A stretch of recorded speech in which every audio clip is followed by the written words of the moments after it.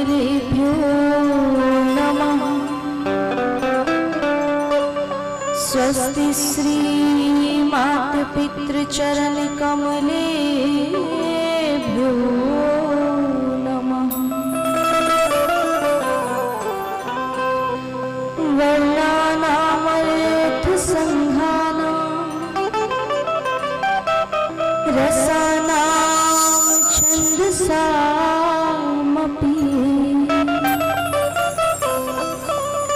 मंगलानां च कर्तारो वन्दे वाणी विनायकम्।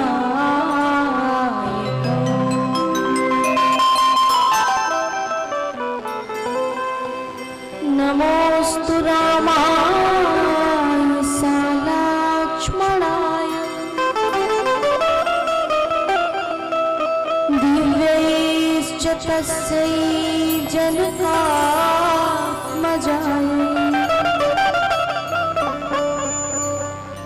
नमोऽस्तु रुद्रेन्द्रियमानलेभ्यो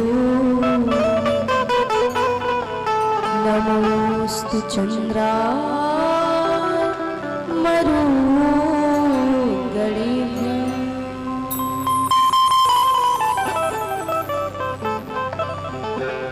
रामाय रामभद्राय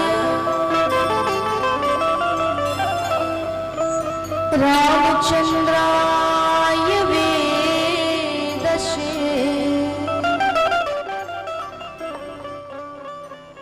रघुनाथाय नाथाय सीताया पतये नमः।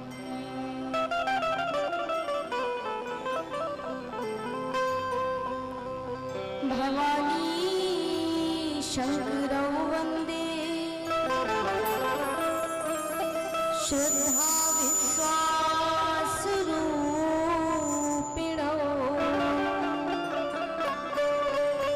याभ्यां विना न पश्यन्ति सिद्धः स्वान्धास्तमीश्वरम्।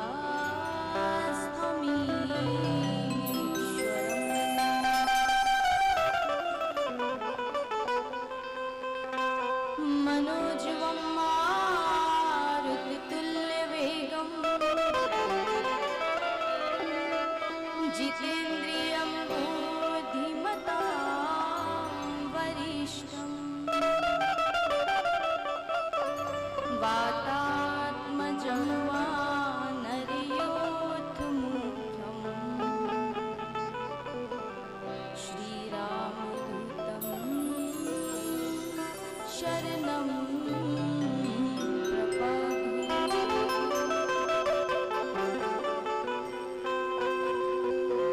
आइए हनुमंत विराजिए कथा करूं मति अनुसार प्रेम सहित गति धरूं पधारी पवन कुमार।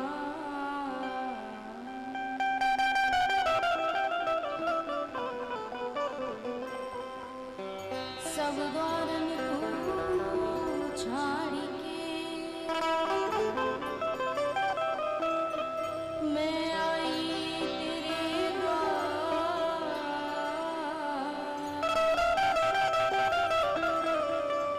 हरि विश्वभानु की लाडली नित मेरी और निहार।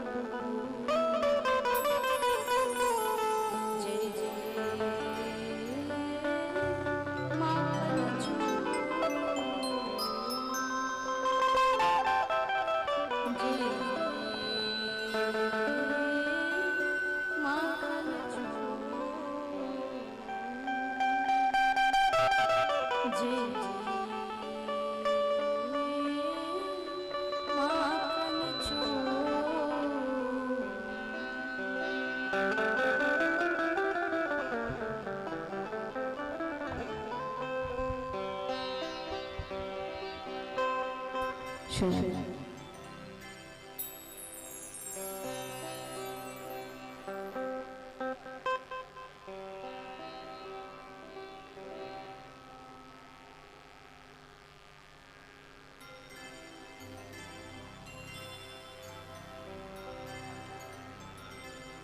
आइए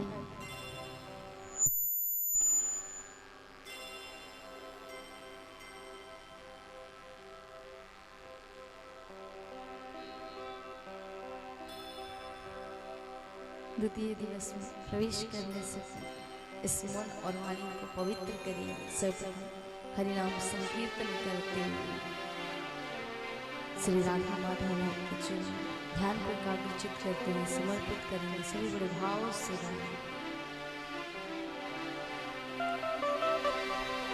जिसे श्रवण कर मिट जाए और जिसे श्रवण कर मिट जाती जन्म था। जय जय राम कथा, जय श्री राम कथा, जय श्री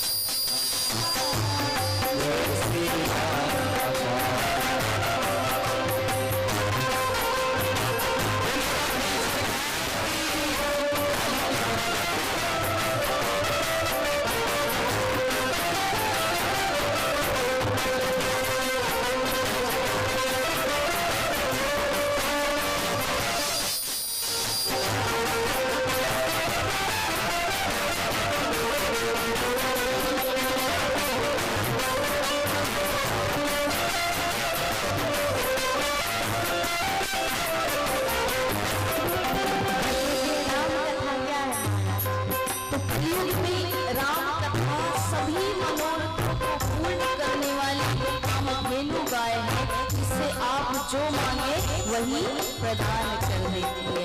और कहते हैं सज्जनों के लिए सुंदर संजीवनी बूटी के समान है। इसलिए संतों ने कहा, गोस्वामी जी बड़े भाव से कहते हैं, राम कथा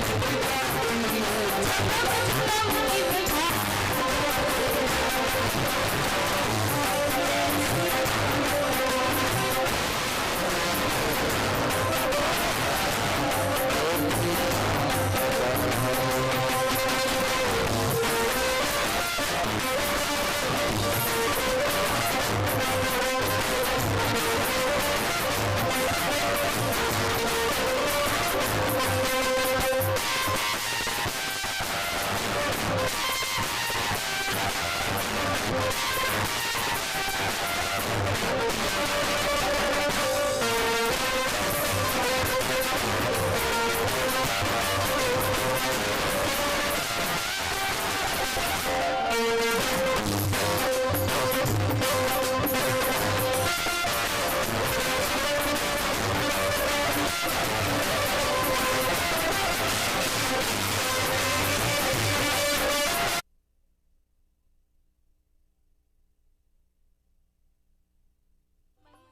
का दमन करने के लिए ये राम कथा है साक्षात उसी कालिका के समान।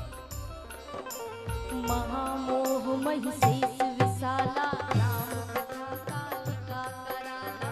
महामोह महिषेष विशाला राम कथा कालिका कराला। महामोह महिषेष विशाला राम कथा कालिका। महामोह महिषेष विशाला राम कथा कालिका कराला। राम कथा शशि किरण समाना संत चकोर करह जीवाना। राम कथा शशि किरण समाना संत चकोर करी जीवाना। पीकर तू भी अमर हो जाए। कर तू भी अमर हो जाए। पीकर तू भी अमर हो जाए। कर तू भी अमर हो जाए। श्री हनुमंत यथा जय जय राम कथा। जय श्री राम कथा। ओ जय जय राम कथा। जय श्री राम कथा। जिसे श्रवण कर मिट जाती है। जिसे श्रवण कर मिट जाती है। जिसे श्रवण कर मिट जाती है। जिसे श्रवण कर मिट जाती है। जन्म जन्म की व्यथा। जय जय राम कथा। जय श्री राम कथा। ओ जय जय राम कथा। जय श्री राम कथा। जय जय राम कथा। जय श्री राम कथा। ओ जय जय राम कथा। जय श्री राम कथा। श्री राम जय राम जय जय राम। श्री राम जय राम जय जय राम। श्री राम जय राम जय जय राम। श्री राम जय राम जय जय राम। श्री राम जय राम जय जय राम। श्री राम जय राम जय जय राम। श्री राम जय राम जय जय राम। सभी गाइए बड़े भाव से। श्री राम जय राम जय जय राम। श्री राम जय राम जय जय राम। श्री राम जय राम जय जय राम। श्री राम जय राम जय जय राम। श्री राम जय राम जय जय राम। श्री राम जय राम जय जय राम। श्री राम जय राम जय जय राम। श्री राम जय राम जय जय राम। श्री राम जय राम जय जय राम। श्री राम जय राम जय जय राम। श्री राम जय राम जय जय राम। श्री राम जय राम जय अरे जिसे श्रवण कर मिट जाती है। महाराज एक जन्म नहीं अनंत जन्मों से जो ये मलिनता छाई हुई ना इस मन में इसको दूर करने वाला काम क्रोध लोभ मोह सबको काटने वाली एक ही कुल्हाड़ी है। एक ही कुदारी है वो है राम नाम रूप। कि जिसे श्रवण कर मिट जाती है जन्म जन्म की व्यथा। जय जय राम कथा। जय श्री राम कथा। ओ जय जय राम कथा। जय श्री राम कथा। श्री सीतारामचंद्र की। हनुमान जी महाराज की। तुलसी बाबा की। श्री रामचरितमानस की। श्री बांके बिहारी लाल की। श्री राधे रानी सरकार की। जय जय श्री राम। जय जय श्री राधे। जय जय श्री राधे।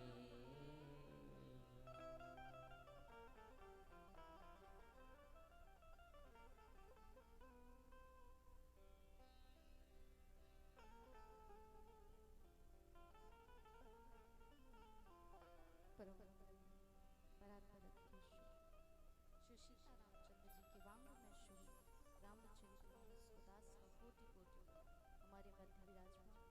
विप्र देवताओं को हमारा बारंबार, हमारे साथ साथ दे रहे पार्षदों को भी हमारा बारंबार, आप सभी पधारी हुई वैष्णव जनों के हृदय में विराजमान उस जुगल सरकार के चरणारविंद में दास का कोटि कोटि प्रणाम।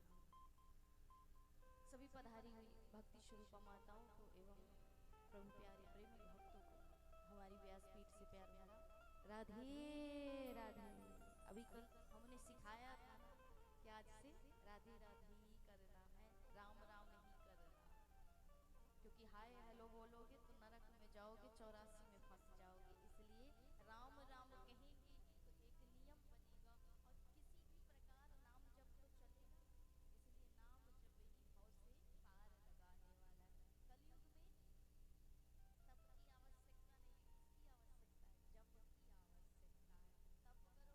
तप करोगे तो स्वभाव कैसा हो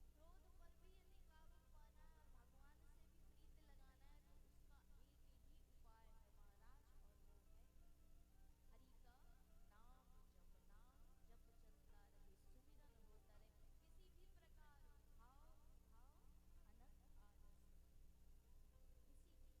महाराज, और वो है हरि का नाम जपना। जप चलता रहे, सुमिरन होता रहे, किसी भी प्रकार भाव भाव अनंत आलस, किसी भी प्रकार हो भाव से जपे, भाव से जपे तो स्वीकार कर लेना। तो प्रभु की असीम कृपा, अहैतुक कृपा, कहते हैं एक जन्म नहीं जन्मांतरे अवेत पुण्यम सदा भागवतम लभते। जब एक जन्म नहीं अनंत जन्मों के पुण्य उदय होते हैं तब कहीं जा करके इस मानस सरोवर में गोता लगाना होगा। तो जो यहाँ पर बैठे हुए हैं उनके क्या हुए हैं? पुण्य। और जो घरों में बैठे हुए हैं वो अभी भी पाप कर रहे हैं, इसलिए कथा में नहीं आ पा रहे हैं। बहुत से लोग कहते हैं ना, अक्सर जब आप किसी से कहोगे कि कथा में जा रहे हैं तो तुम भी संग में चलो, तो कहते हैं महाराज हमने पाप किया ही नहीं तो हम कथा में क्यों जाएं। तो आपको अब साधारण तरीके से बता दें सरल भाव से कि पाप करने वाला व्यक्ति कथा में नहीं आता, जो पुण्य करता है वो व्यक्ति कथा में आता है। कथा में कौन आता है? जिसके पुण्य बढ़ जाते हैं, पुण्य उदय हो जाते हैं, भाग्य उदय हो जाता है। श्रीमद् भागवत महापुराण कहती ना कि भाग्योदयेन बहुजन्म समर्जितेन सत्संगमम चलभते पुरुषो यदावे, अर्थात अनंत जन्मों के भाग्य जब उदय होते हैं तब इस कथा श्रवण पान करने में हमारी रुचि होती है, हमारा भाव बनता है महाराज। ऐसे सबको नहीं मिल जाता। अब कहने वाले कहते हैं कि हमने पाप नहीं किया तो हम कथा में क्यों जाएं। तो महाराज प्रश्न ये उठता है, हमने कल ही बताया कि सबसे बड़े रसिक श्रोता हैं हमारे हनुमत लाल जी, और इनसे बड़ा कोई भक्त नहीं, इनसे बड़ा कोई श्रोता नहीं राम जी का।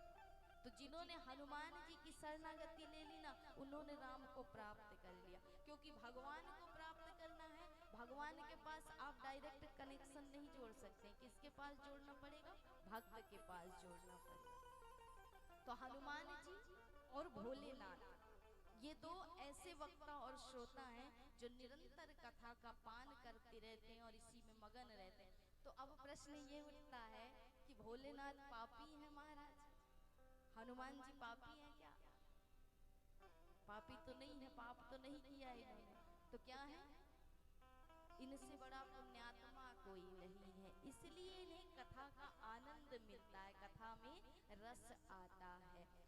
और जो जिनके पाप बढ़ जाते हैं ना, वो कथा में नहीं आते हैं, वो डरते हैं कहीं हमारे पाप खत्म ना हो जाए, कट ना जाए, इसलिए उन पापों को रक्षित करते रहते हैं, उनकी रक्षा करते रहते हैं।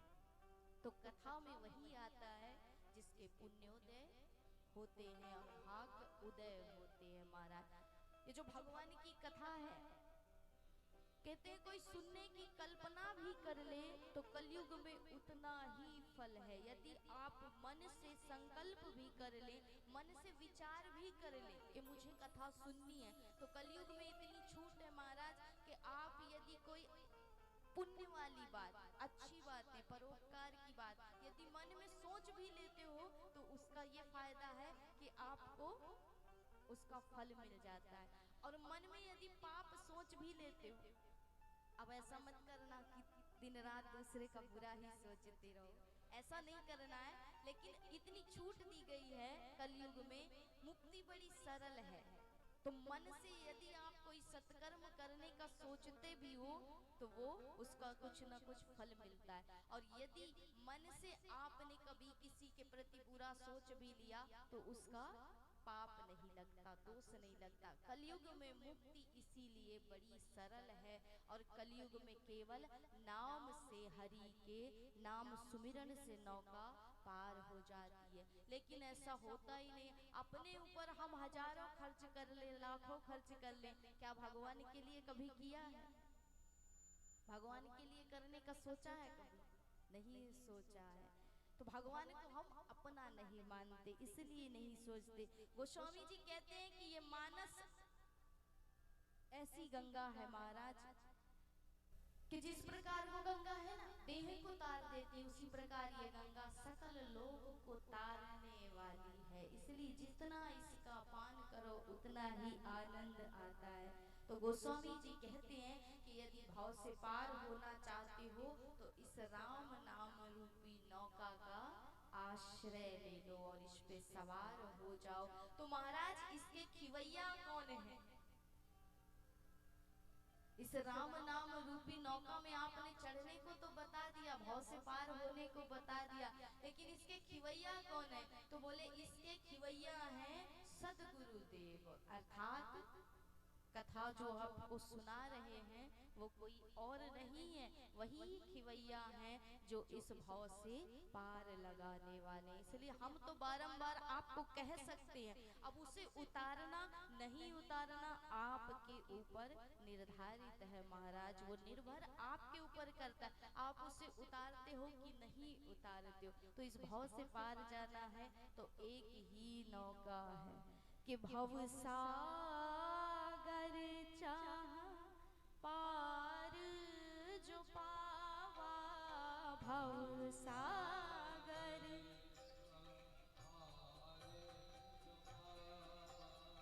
भव सागर चाह पार जो पावा।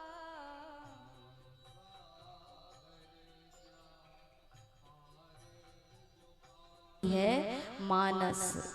तो गोस्वामी जी ने जब रामचरित मानस की रचना की है और इसका लेखन किया है तो किस प्रकार किया है कि आरंभ में ही बड़ी बुद्धि का काम किया है। मानस को जब लिखा है गोस्वामी जी ने तो हम कोई भी शब्द जब लिखते हैं, आरंभ करते हैं, कैसे करते हैं?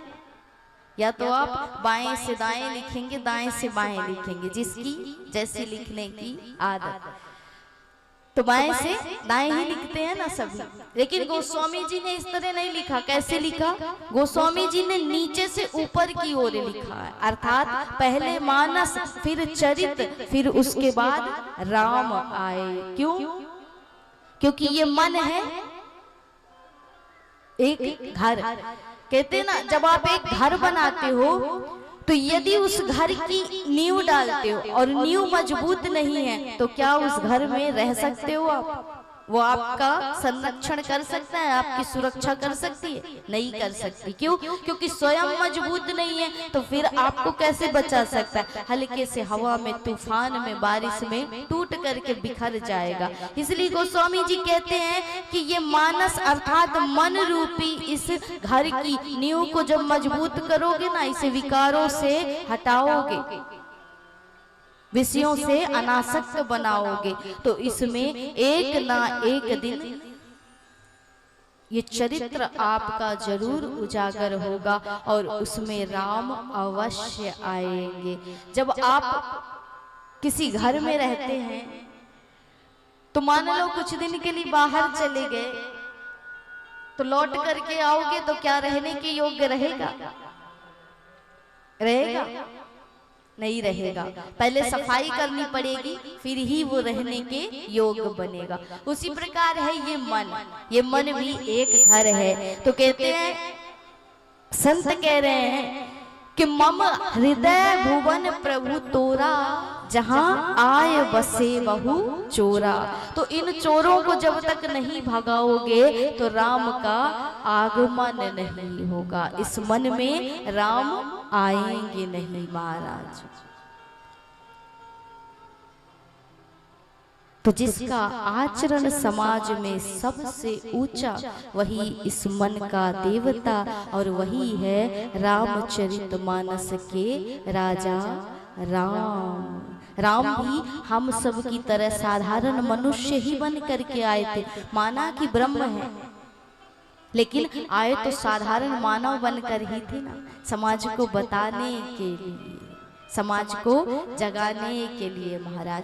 और ऐसा आचरण शायद किसी और का नहीं हुआ कि जिसको जगत निरंतर त्रेता युग से क्या जिसके आचरण का गुणगान करती हो, वही है श्री राम। और राम कथा का अर्थ ही क्या है? राम कथा का अर्थ है जो शंका से समाधान की ओर ले जाए, वही है राम कथा। क्योंकि आरंभ भी इसका शंका से हुआ था। सती महारानी का चरित्र जहां पर शंका ने जन्म लिया और शंका से जो समाधान की ओर ले गया, वही है राम कथा। हर पग में, हर चरित्र में आपको शंका मिलेगी। सती महारानी ने शंका की, उधर गरुड़ जी को भी शंका हुई ना कि बताओ साक्षात शेषनाग का अवतार लखन लाल और एक मेघनाद के बाढ़ से मूर्छित तो हो गया, महाराज कैसे संभव है? तो शंका गरुड़ को भी हुई। और वही शंका किसे हुई? भरद्वाज जी को, कि महाराज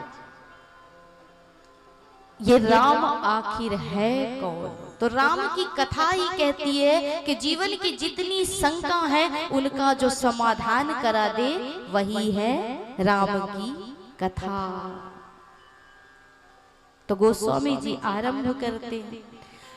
कल की कथा में हमने सिर्फ नाम वंदना की, क्योंकि गोस्वामी जी ने प्रथम दिवस सिर्फ नाम वंदना का ही नियम किया है, नाम वंदना का ही गुणगान गाया है। संसार में जितना है, जो कुछ है, उस परमात्मा का बनाया है और उनके बनाए हुए उस अंश को प्रणाम करते हुए मैं इस रामचरितमानस रूपी सरोवर में गोता लगाऊं और इसका आरंभ करूं।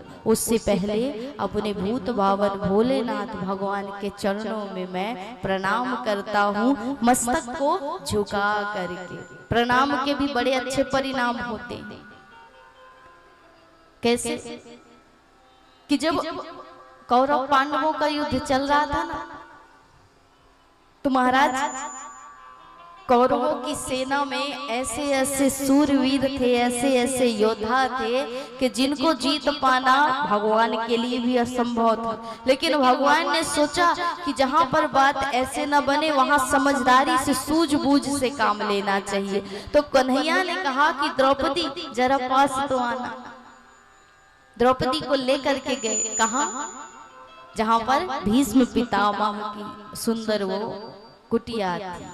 बाहर खड़े हो गए प्रभु और पितामह के पास द्रौपदी को भेजा और द्रौपदी को कहा कि तुम उन्हें बार बार प्रणाम करना। द्रौपदी गई।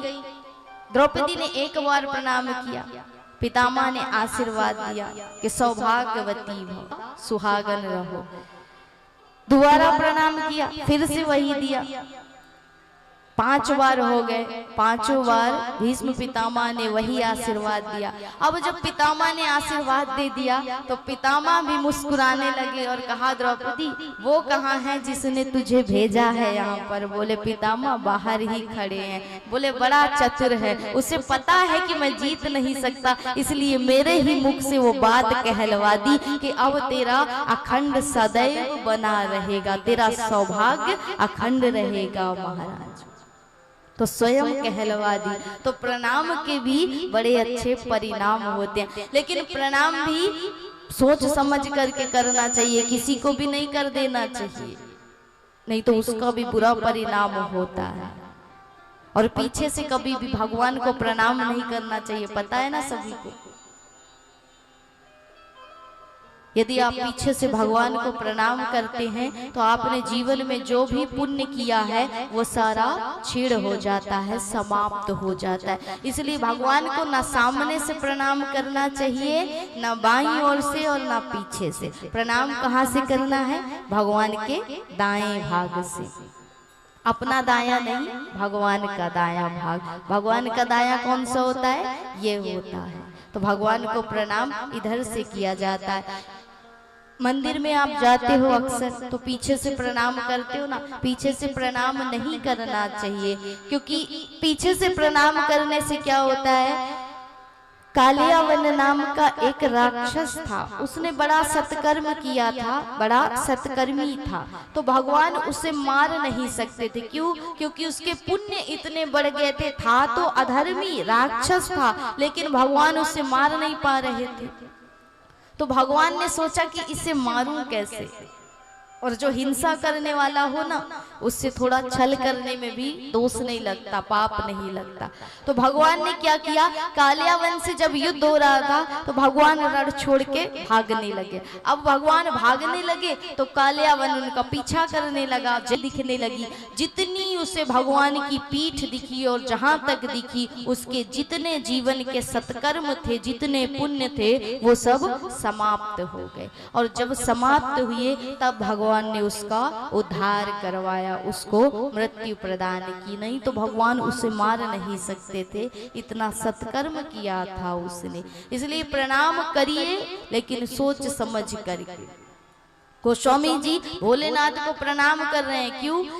चरणों में मस्तिष्क रख करके, क्योंकि हमारी जो ये बुद्धि है ना, ये दिमाग है, ये मस्तिष्क है, इसी पर क्या है, सारी संसार की दुख समस्या शंका सब कुछ इसी में है। इसलिए कहते हैं कि अहंकार यही है, द्वेष यही है, राग यही है, और तो और क्रोध यही है, काम यही है, सब कुछ यही बैठा हुआ है। इसलिए पहले इस मस्तिष्क को झुका दूं भोलेनाथ के चरणों में, और भोलेनाथ सबको हरने वाले हैं। तो इस अहंकार को जब वो हर ले, तभी तो मैं आगे कथा में प्रवेश करूं ना, कहीं अहंकार ना आ जाए। तिनहि राम पद अति अनुरागा, तिनहि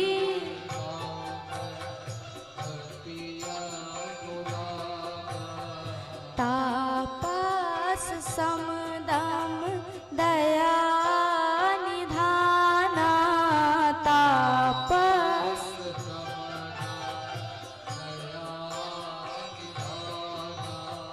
परमारथ पथ परम सुजाना,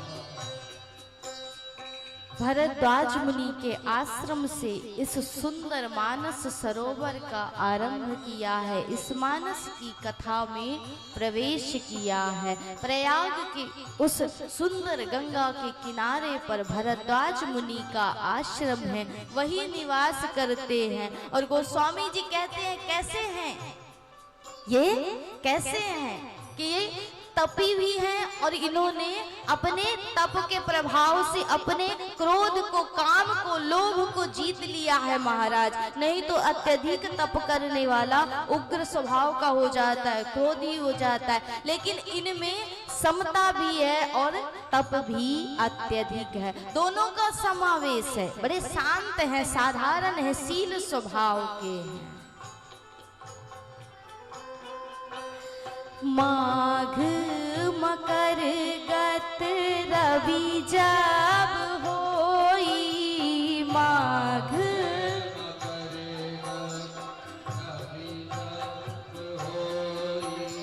तीरथ पतहि आव सब कोई, तीरथ पतहि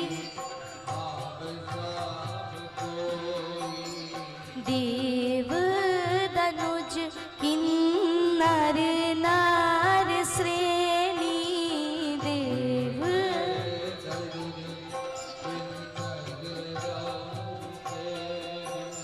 सादर माजहि सकल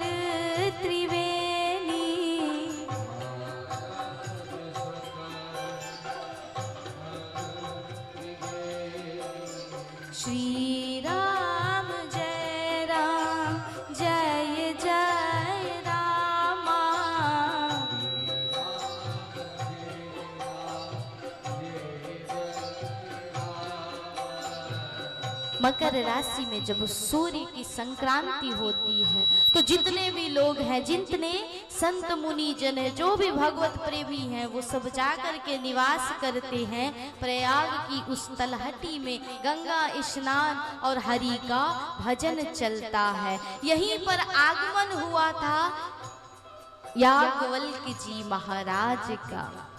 तो एक महीने सब उस संक्रांति में गंगा स्नान करते हैं, भगवान का भजन करते हैं। सब संत तो महाराज विदा लेकर के चले गए, लेकिन आज जब याज्ञवल्क्य जी जाने की बात कहते हैं तो भरद्वाज जी कहते हैं कि प्रभु चरणों को पकड़ लिया और कहा प्रभु आपको मैं जाने नहीं दूंगा। सब चले गए कोई बात नहीं, लेकिन आपको मैं जाने नहीं दूंगा। तो याज्ञवल्क्य जी कहते हैं क्यों मुनिवर, सबने एक महीने निवास किया, अपने सबकी सेवा की, उसी प्रकार मेरी की, लेकिन जाने का तो समय मेरा भी आ चुका है, पर आप मुझे जाने क्यों नहीं देना चाहते। तो भरद्वाज जी कहते हैं कि महाराज उसके पीछे एक बात छुपी हुई है। नाथ एक संशय बाड़ मोरे, नाथ एक नाथ एक संशय बाड़ मोरे,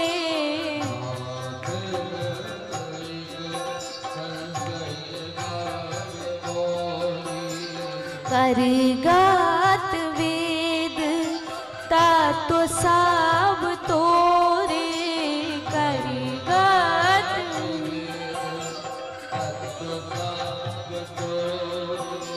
प्रभु मेरे मन में एक संशय है और आपके हाथों में तो साक्षात वेद है। तो इस मन में बैठे हुए इस अंधकार को दूर करने के लिए आप तो समझो करोड़ों सूर्यों के समान हो, इसलिए मेरे मन में जो ये संशय है उसे दूर कर दें। उसके बाद आप जैसा कहेंगे वैसा मैं सही समझूंगा, उचित समझूंगा। राम नाम कर अमित प्रभावा, राम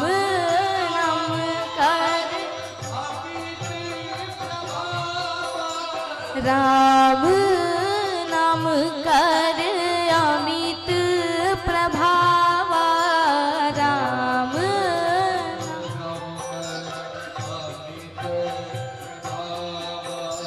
संत पुराण उपनिषद सब गावा, संत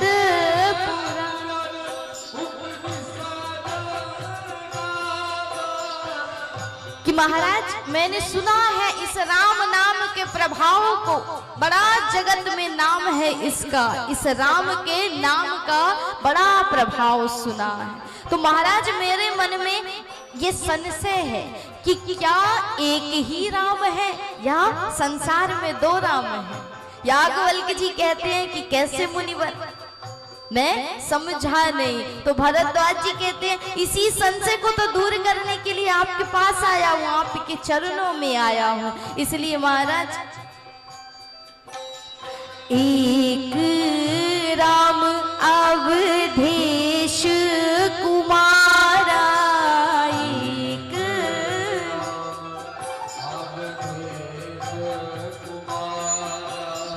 तिनकार चरित विदित संसारा, तिनकार चरित नारी विरह दुख लहऊ अपारा, नारी विरह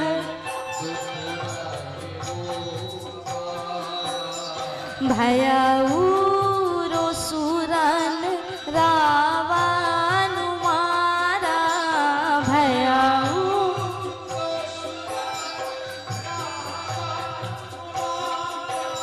श्री राम जय राम जय जय रामा, श्री राम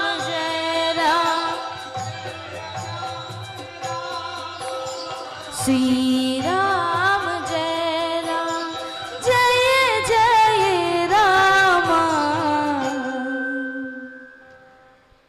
तो भरद्वाज जी के मन का संशय नहीं गया। अब सोचिए प्रश्न ये उठता है कि जो त्रिवेणी में स्नान करे, प्रयागराज में जो निवास करता है, और ये बात उस समय की, तो जब भरद्वाज जी जैसे संत के मन का संशय नहीं गया, तो महाराज हम कौन से बड़े महान भक्त हैं, हम भी तो साधारण जीव हैं, साधारण जीव ही तो है महाराज। फिर हम कैसे भूल नहीं कर सकते, हम भी तो कर सकते हैं ना। कथाओं में दो प्रकार के लोग आते हैं, भगवान की कथाओं में दो प्रकार के भाव लेकर के लोग आते हैं। एक है शंका और एक है श्रद्धा। बहुत से लोग शंका लेकर के आते हैं। कैसी शंका? ऐसी ही शंका एक बार कबीर जी से एक सज्जन ने की थी। कहा महाराज बड़ा राम राम करते फिरते हो, ये बताओ कि कितने राम हैं? कबीर जी ने कहा कि कैसी बात कर रहे हो? तो तार्किक बोला।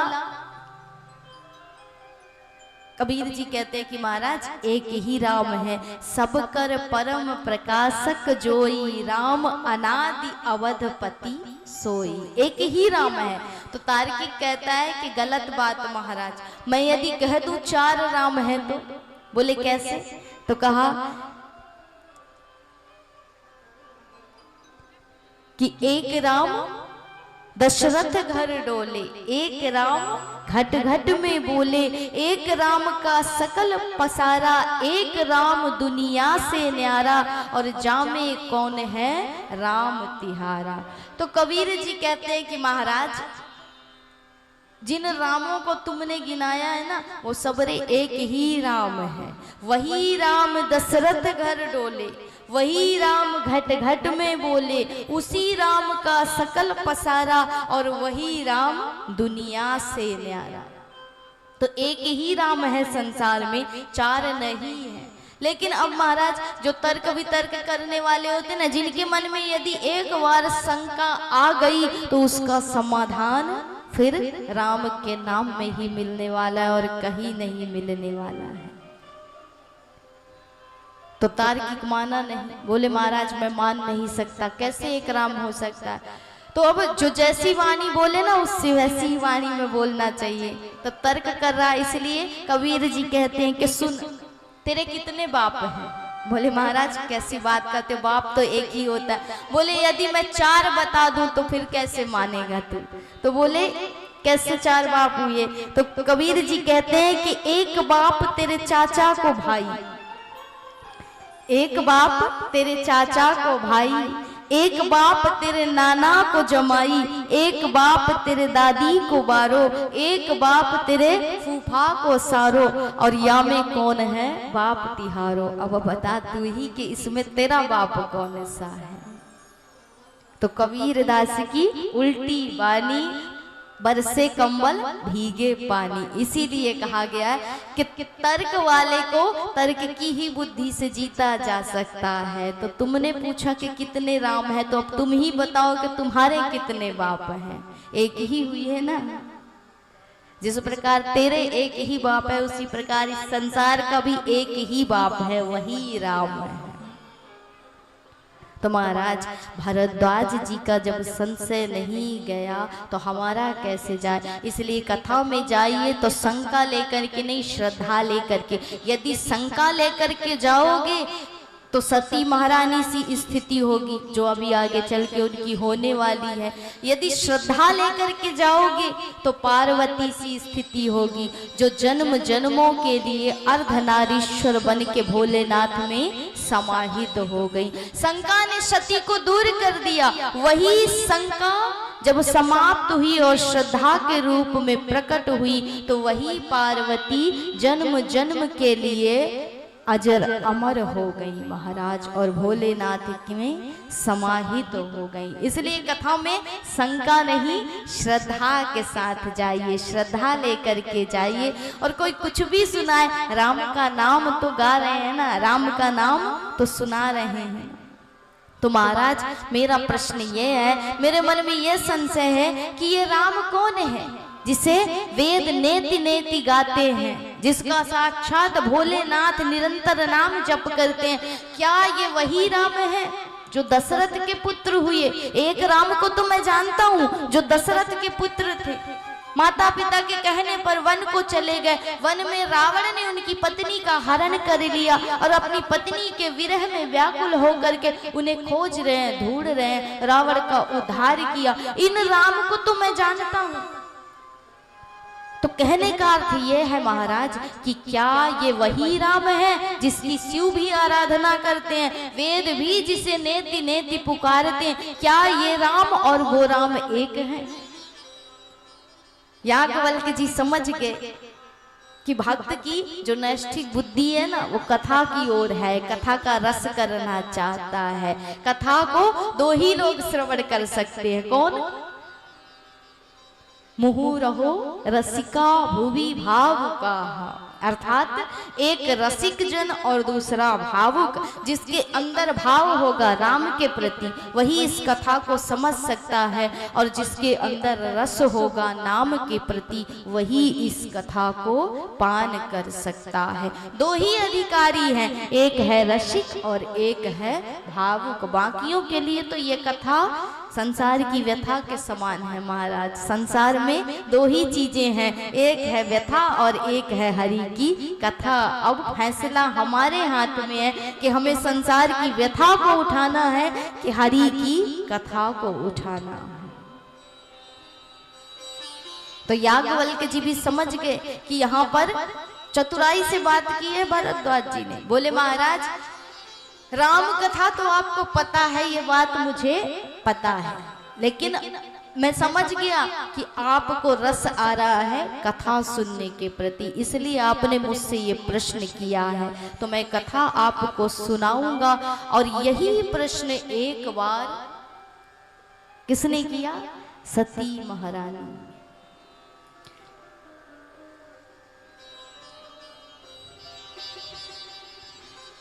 एक बार त्रेता जुग माही शंभु गए कुंभज ऋषि पाही। राम सिया राम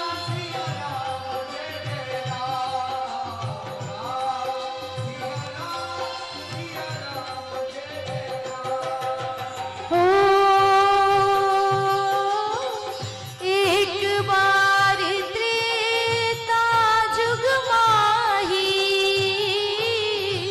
शंभु गए कुंभज ऋषि पाही। राम सिया राम जय जय राम। राम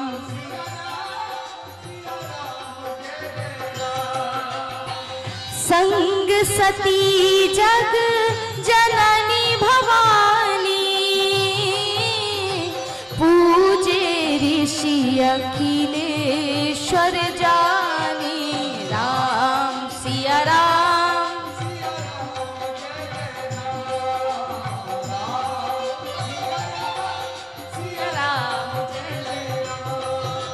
राम सिया राम जय जय राम। राम सिया राम। तो महाराज जो प्रश्न आपने मुझसे किया, जो संशय आपने मेरे सामने रखा, वही शंका एक बार त्रेता युग में किसने किया था? जगत जननी माता सती महारानी ने। भोलेनाथ के मन में एक दिन विचार आया, भाव जगा कि मुझे राम की कथा सुननी है। और राम की कथा सुनने के लिए हिमालय से सीधे कहाँ पहुंच गए? दक्षिण दिशा की ओर। हम सोचिए अपने घर से इस पंडाल में नहीं आ पाते हैं, नहीं आते ना, बहुत से लोग अभी घर में होंगे, इतनी संख्या नहीं होगी आपके ग्राम में, इससे ज्यादा होगी, लेकिन हम अपने घर से 2 कदम चल के यहाँ तक नहीं आ सकते। और एक भोलेनाथ इतने रसिक कथा के कि कहाँ हिमालय और कहाँ दक्षिण भारत महाराज पहुंच गए। किसके पास? कुंभज ऋषि अर्थात अगस्त जी के पास। समुद्र के समान वो अनंत कथा। और सुनने किससे गए हैं? कुंभज अर्थात जिसका जन्म घड़े से हुआ हो। अगस्त जी के पास पहुंच गए भगवान की वो अमृतमयी कथा सुनने के लिए। संग सती जगजननी भवानी, साथ में गोस्वामी जी कह रहे हैं कि संग में जगत की जननी माता सती भी साथ चल रही है। और जैसे ही ऋषि के आश्रम में पहुंचे तो यहाँ पर उल्टी गंगा बह रही है। वक्ता की पूजा श्रोता करता है, लेकिन जैसे ही अगस्त जी को पता चला कि साक्षात भूत भावन भोलेनाथ मेरे यहाँ पधारे हैं, तो मौका कैसे चूक जाऊं, इसलिए स्वयं पूजन करने लगे। भोलेनाथ बड़े भावुक हो गए और सोचते हैं कि सोचो कैसा सरल व्यक्ति है, पूजन तो मुझे करना चाहिए क्योंकि ये वक्ता बनेंगे, मैं श्रोता बनूंगा, लेकिन यहाँ उल्टी गंगा बह रही। महाराज वक्ता पूजन कर रहा है श्रोता का। तो भोलेनाथ तो समझ गए, लेकिन सती महारानी नहीं समझी। यहीं से सती महारानी के मन में शंका बैठ गई। और शंका कैसी बैठी कि जो अभी से हमारे चरणों में गिर रहा है वो क्या भगवान की कथा सुना पाएगा, वो क्या हमें कथा सुनाएगा। ऐसी शंका बैठी, ऐसी शंका बैठी कि उसका समाधान ही नहीं हो पाया। इस जन्म में उसके लिए अगला जन्म लेना पड़ा। प्रणाम किया भोलेनाथ ने, स्वयं अगस्त जी को प्रणाम किया और कहा महाराज आप मुझे राम की कथा का श्रवण पान कराएं।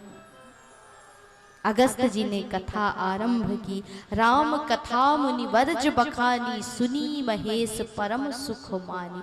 अब सती महारानी चूंकि शंका में डूबी हुई थी, इसलिए गोस्वामी जी कहते हैं कि सुनी महेश परम सुख मानी, अर्थात यहाँ पर सती महारानी का नाम ही हटा दिया। मुनिवर ने कथा सुनाई, अगस्त जी ने कथा सुनाई, और सुनी किसने? सिर्फ भोलेनाथ ने सुनी, सती महारानी ने सुनी ही नहीं।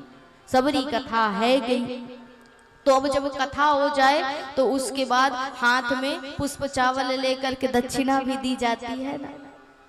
हमने किसी से यदि कर्ज लिया है तो संभव यही हो कि आपने कुछ लिया है तो इसी जन्म में उसे चुका देना चाहिए, दूसरे जन्म का इंतजार नहीं करना चाहिए, नहीं तो भोगना पड़ता है महाराज।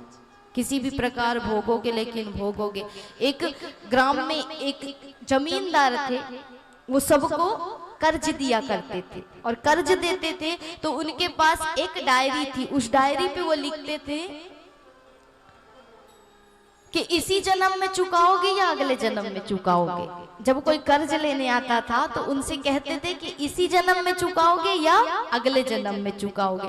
तो एक सज्जन आए कर्ज लेने के लिए, कर्ज ले रहे थे, तो उन्होंने उनसे पूछा कि इसे कर्ज दे दो और पूछ लो कि इसी जन्म में चुकाएगा कि अगले जन्म में चुकाएगा। तो उस सज्जन ने सोचा कि कैसा मूर्ख प्राणी है, कर्ज दे रहा है, इस जन्म में चुकाने की बात अगले जन्म में करता है। इस जन्म की तो जानते हैं, अगले जन्म की कौन जानता है। तो उन्होंने चतुराई लगाई और कहा कि महाराज इस जन्म में नहीं, अगले जन्म में चुकाऊंगा। ठीक है, कोई बात नहीं, लिख दिया अगले जन्म में चुकाएंगे। अब कर्ज लेकर के वो जैसे ही बाहर आया तो देखता है कि उसी के गौशाले में दो भैंस बंधी हुई हैं और आपस में बातें कर रही थी, बोल रही थी। उस व्यक्ति को सुनाई दे रही है उनकी बातें, वो आपस में बात कर रही तो उसे सुनाई दे रही।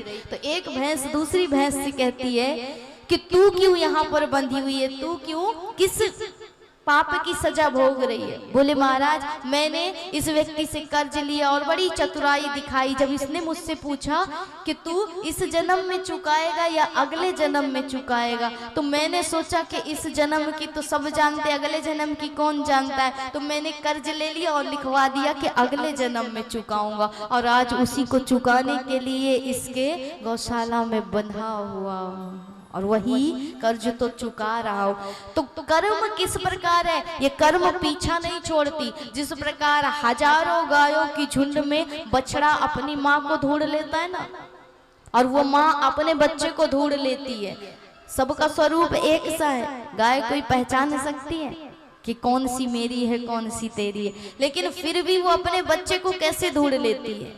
और वो अपनी माँ को ढूंढ लेता है। उसी प्रकार ये कर्म है महाराज, ये कर्म भी जीव को ऐसे ढूंढ लेता है कि कितनी भी आप चतुराई करो लेकिन कर्म से नहीं बच सकते हो।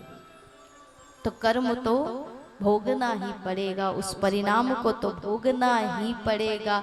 इसलिए जिससे जो लिया है उसका चुकता कर देना चाहिए। तो भोलेनाथ परम ज्ञानी भूत भावन भोलेनाथ सोचते हैं कि मुनि ने मुझे कथा सुनाई है, अब कथा के परिणाम स्वरूप मुझे भी कुछ देना चाहिए ना, कोई दक्षिणा देनी चाहिए ना।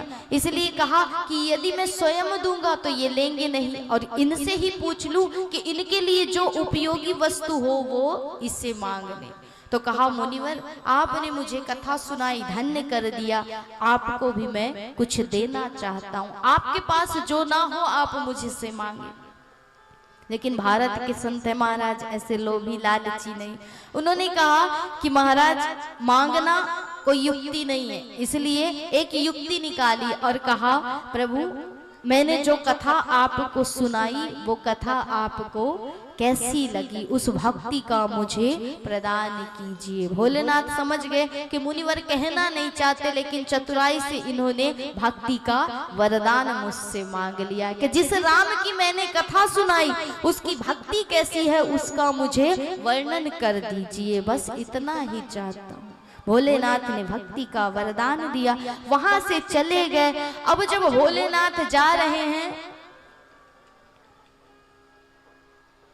तो वो समय था कौन सा, त्रेता युग का। एक बार त्रेता युग माही, अर्थात भोलेनाथ भी कथा सुनने गए हैं त्रेता युग में, और हमारे राम जी भी अवतार लेकर के आए थे त्रेता युग में। तो भोलेनाथ जब लौट रहे थे तो भोलेनाथ को पता है कि राम इस समय वन में विचरण कर रहे हैं, जानकी माता का हरण हो चुका है, इसलिए राम उनकी खोज कर रहे हैं। दंडकारण्य वन की उस तलहटी में प्रभु घूम रहे थे। तो भोलेनाथ के मन में विचार जगा कि जिन नाथ की मैं अपनी कथा सुन करके आ रहा हूँ, एक बार उनके दर्शन मिल जाते तो कितना आनंद हो जाता। मन में संकल्प उठा और पूर्ति भी प्रभु ने तुरंत कर दी। तो जब वो मन में संकल्प आता है ना तो भगवान उसकी पूर्ति भी जल्दी कर देते हैं। इसलिए भगवान ने भोलेनाथ को दर्शन दिए, सामने से सुंदर प्रभु का स्वरूप आ रहा है, साथ में लखन लाल विराजमान है। प्रभु के दर्शन करके भोलेनाथ ने उन्हें प्रणाम किया कि हे सच्चिदानंद, हे जगपावन, आपकी जय हो। मन ही मन उनकी स्तुति की और आनंदित हो गए, बारंबार प्रणाम किया। अब प्रभु वहां से चले गए, लेकिन यहीं पर सती महारानी की शंका और बढ़ गई। कहा महाराज आप इसे प्रणाम कर रहे हैं, ये है कौन? बोले देवी तुम चूक गई, ये कोई और नहीं, जिसकी कथा कुंभज ऋषि ने गाई ना वही मेरे इष्ट राम है। जासु कथा कुंभज ऋषि गाई, जिनकी कथा कुंभज ऋषि ने गाई वही मेरे इष्ट देव राम हैं, और तुम शायद चूक गई, उन्हें प्रणाम नहीं कर पाई। तो भगवान भोलेनाथ को दर्शन क्यों हुए? क्योंकि उनके अंदर भाव था, रस था। लेकिन सती महारानी को वहीं पर दर्शन क्यों नहीं हो रहे उस ब्रह्म के? क्योंकि उनके अंदर भाव नहीं है। एक कथा आती है कि एक मंदिर में छोटा सा बालक जाया करता था, 5 वर्ष का बालक अपने पिताजी के साथ जाता था। तो मंदिर का जो पुजारी था वो तो ज्ञानवान है महाराज, पढ़ा लिखा है, ज्ञानी है, तो रोज भगवान की पूजा करे, आरती करे, मंत्रों से करे, विधि से करे और आरती गाए। तो अब 5 वर्ष का बालक, पढ़ा लिखा तो था नहीं, छोटा सा बालक, वो भी आरती गाता है, साथ में आरती गाया करता। तो एक दिन पुजारी जी ने पूछा कि बालक मैं तो पढ़ा लिखा हूँ, मुझसे तो आरती आती है, वो तो मैं गा लेता हूँ, लेकिन तू क्या गाता है? तो बोले प्रभु मुझसे और कुछ नहीं आता, का से ज्ञातक पूरी का खा गाघा आती है, वही भगवान को सुना देता हूँ और कहता हूँ जो जो इससे तुम्हारा शब्द हो वो चुन के तुम अपनी आरती बना लेना।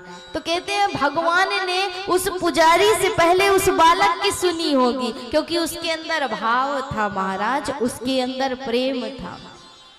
एक बांके बिहारी में भी ऐसे ही भक्त थे जो नित्य प्रति जाया करते थे, पढ़े लिखे नहीं थे, कुछ आता नहीं था बेचारे से। तो वहां पे जब संत पद गाते थे तो एक पद है सुंदर सा कि प्रभु तुम्हारे चरण कमल में नयन हमारे अटके। तो वो जो सज्जन था, वो जो भक्त था, वो सुना करता था और सुन करके उसका मन होता कि मैं भी गाता, भगवान के लिए मैं भी इस पद को गाता। तो उसने एक ही लाइन सीखी थी, आरंभ की एक ही लाइन सीखी थी कि प्रभु तुम्हारे चरण कमल में नयन हमारे अटके। अब महाराज वो इस पद को गाते गाते बाहर निकल करके आया, निरंतर गा रहा है कि कहीं भूल ना जाऊं, उसका जाप कर रहा है कि प्रभु तुम्हारे चरण कमल में नयन हमारे अटके। लेकिन गाते गाते ऐसा हुआ कि त्रुटि हो गई और क्या कहने लगा, अभी तक क्या गा रहा था कि प्रभु तुम्हारे चरण कमल में नयन हमारे अटके। अब त्रुटि उसने क्या कर दी कि प्रभु हमारे चरण कमल में नयन तुम्हारे अटके। तो पूरा लाइन ही उल्टा हो गया। अभी तक तो भगवान के चरण कमल में हमारे नयन अटके थे, अब अपने ही चरण कमलों में भगवान के नयन अटका दिया। तो गा रहा था, ऐसे ही गाते जा रहा था, किसी ने सुना और रोका कि अरे मूर्ख, सब भगवान के चरण कमल में अटकते हैं, तू भगवान को अपने चरण कमलों में अटका रहा है। बोले प्रभु राम राम राम, कैसी गलती हो गई, क्षमा करना भगवान, मुझसे त्रुटि हो गई।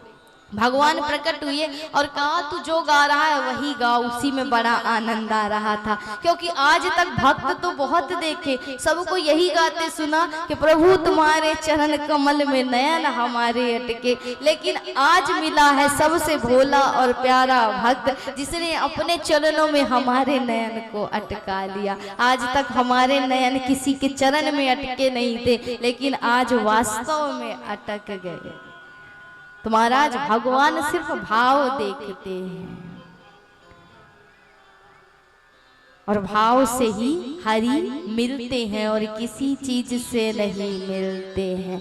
इसलिए सती महारानी को नहीं मिले क्योंकि उनमें भाव की कमी थी, और भोलेनाथ को मिल गए क्योंकि उनके अंदर भाव था कि हरि मिलते हैं, हरि मिलते हैं, हरि मिलते हैं हरि गुण गाने से, हरि मिलते हैं हरि गुण गान, हरि मिलते हैं हरि गुण गाने से, हरि मिलते हैं। नहीं मिलते वो मन के बहाने से, नहीं मिलते वो मन के, नहीं मिलते वो मन के बहाने से, नहीं मिलते वो मन के। हरि मिलते हैं, हरि मिलते हैं, हरि मिलते हैं हरि को मनाने से, हरि मिलते हैं हरि को मनाने से।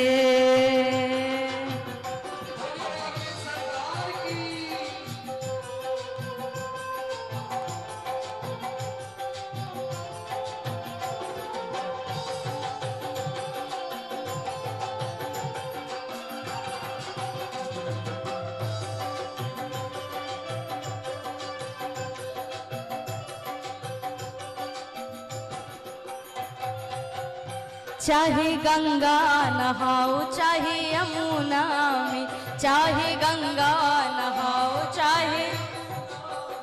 चाहे गंगा नहाओ चाहे यमुना में, नहीं मिलते वो डुबकी लगाने से, नहीं मिलते वो डुबकी, नहीं मिलते वो डुबकी लगाने से, नहीं मिलते वो डुबकी।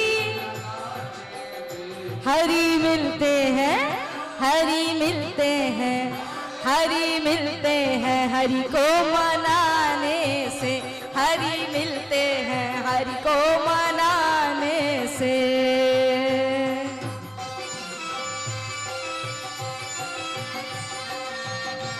श्री राधे।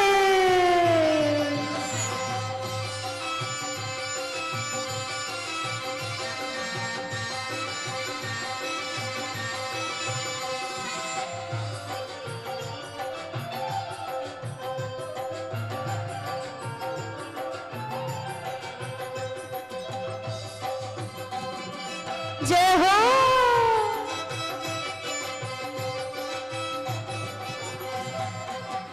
चाहे मंदिर में जाओ परिक्रमा लगाओ, चाहे मंदिर में जाओ,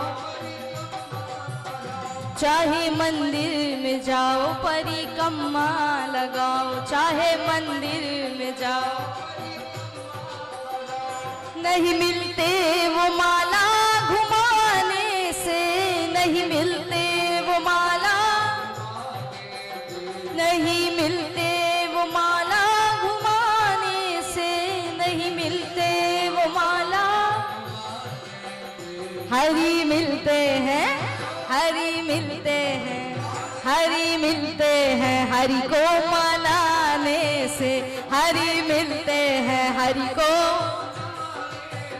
हरि मिलते हैं हरि गुण गाने से, हरि मिलते हैं हरि गुण।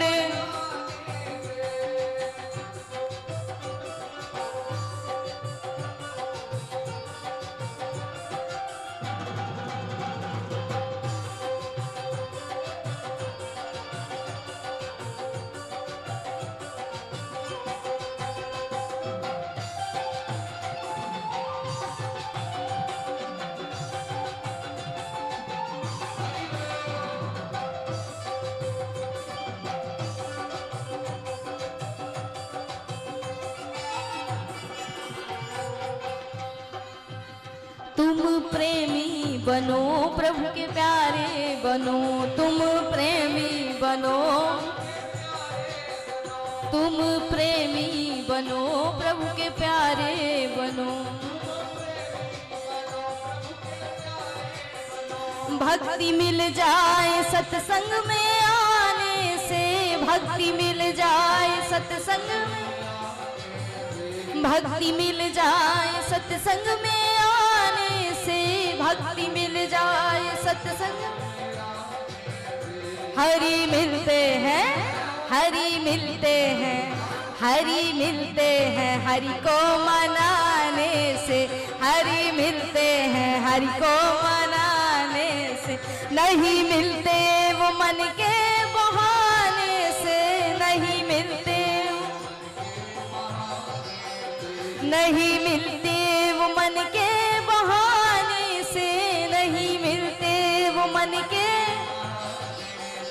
हरि मिलते हैं, हरि मिलते हैं, हरि मिलते हैं हरि गुण गाने से, हरि मिलते हैं हरि गुण गाने से, हरि मिलते हैं हरि को मनाने से, हरि मिलते हैं हरि को मनाने से, हरि मिलते हैं हरि गुण गाने से, हरि मिलते हैं हरि गुण गाने से, हरि मिलते हैं हरि को मनाने से, हरि मिलते,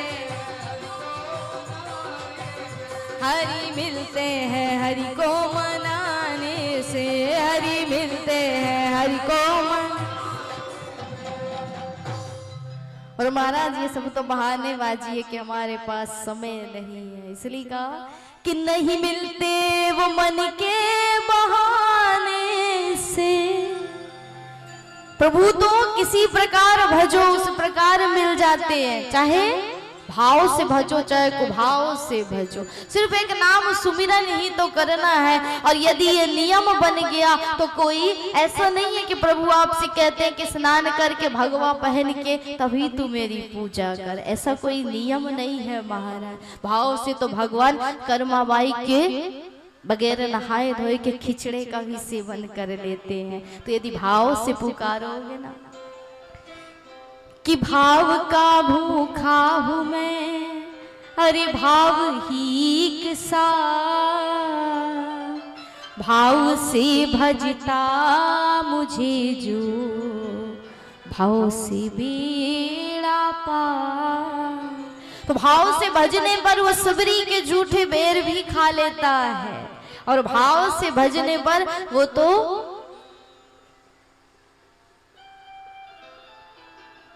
केले के छिलके का भी पान कर लेता है महाराज। तो भाव की ही कमी थी सती महारानी के अंदर, और भाव ही उजागरत था भोलेनाथ के अंदर। सिर्फ इतना ही भेद था, एक में कम था, एक में ज्यादा था। तो जिसके अंदर ज्यादा था उसे हरि की प्राप्ति हो गई। कहा प्रभु आप इसे ब्रह्म कहते हो कि ये ब्रह्म है, और ब्रह्म मान करके इन्हें प्रणाम कर, लेकिन क्या ब्रह्म ऐसा होगा जो अपने पत्नी को न जानता हो कि मेरी पत्नी कहाँ गई, और उसके विरह में व्याकुल होकर के रोए? तो महाराज मैं तो नहीं मानती कि ये ब्रह्म है। भगवान भोलेनाथ ने कहा कि देवी तुम्हारा नारी स्वभाव है, और नारी का जो स्वभाव होता है वो शंका करती ही करती है। इसलिए व्यर्थ में मैं तुम्हें कह रहा हूँ कि तुम व्यर्थ में शंका मत करो। मैं तुम्हें बार बार समझा रहा हूं कि व्यर्थ में शंका मत करो, क्योंकि एक बार यदि शंका बैठ गई ना मन में तो फिर उसका समाधान नहीं हो सकता। इसलिए व्यर्थ में शंका मत करो। लेकिन फिर भी सती महारानी नहीं मानी। भोलेनाथ बार बार समझा रहे हैं। गोस्वामी जी कहते हैं त्रेता युग का समय महाराज इस समय से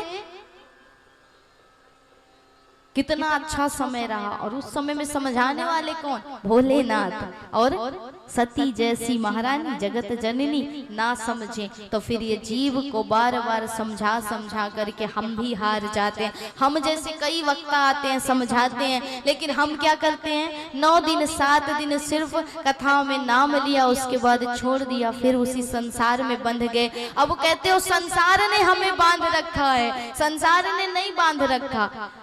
मान लीजिए आपने मकान बनाया, आपका मकान गिर गया, आप रोगे ना? रोगे ना? नहीं रोगे। मकान टूट जाएगा तो नहीं रोगे। पूरी संपत्ति चली गई और रोगे नहीं? ये तो स्वाभाविक है ही नहीं महाराज, संभव है ही नहीं। हर जीव की यही कहानी है कि छोटी सी वस्तु गुम जाए तो क्या रोएगा? नहीं रोएगा ना। लेकिन मान लीजिए हम मर जाएं तो हमारा मकान हमारे लिए रोएगा? रोएगा? मकान को कभी रोते देखा है?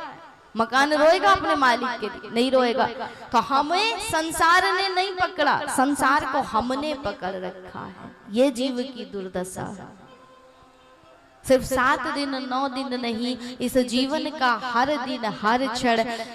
परीक्षित को तो 7 दिन की पता थी कि 7 दिन में मुझे मृत्यु आने वाली है। हमें 7 सेकंड की नहीं पता है। पता है किसी को किस इस क्षण यहाँ बैठे अगले क्षण क्या होने वाला है? कोई पता नहीं है। किस क्षण ये प्राण पखेरु उड़ जाए और कब ये श्वास रूपी जो दीपक है वो बुझ जाए महाराज। इसलिए हर श्वास में कृष्ण भजिए, हर श्वास में नाम जप करिए, निरंतर नाम जप करना चाहिए।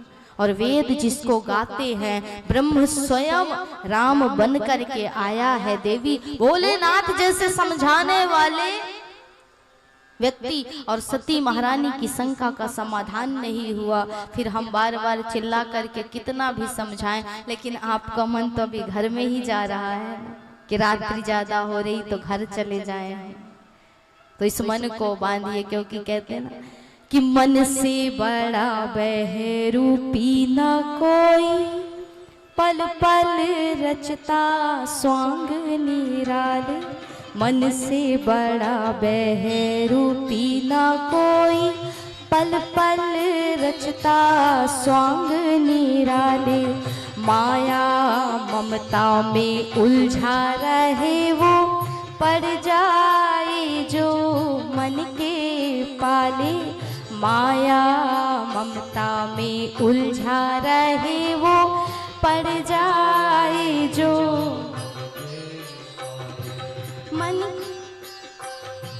मन के बहकावे में ना।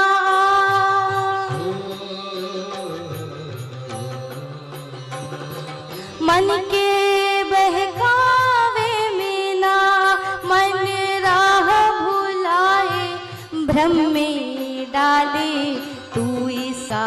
दास न बन, इस मन को अपना दास बना ले। तू इस मन का दास न बन, इस मन को अपना दास बना ले। तू इस मन का दास न बन, इस मन को अपना दास बना ले। तू इस